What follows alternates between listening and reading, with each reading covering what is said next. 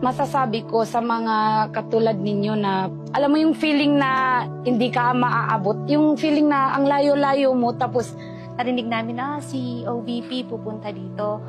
Yung naramdaman namin, wow, okay, meron na naman para sa mga bata. Lubos ang galak ng aming puso sa pagbisita ng pangalawang Pangulo.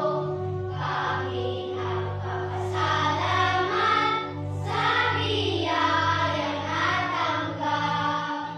Kung mapapansin nyo yung iba dito, walang bag luma na yung pinaglumaan ng mga kapatid nila. itong mga bag, mga pencils, mga school supply po ninyo, siyempre malaking tulong din po sa akin as a parents.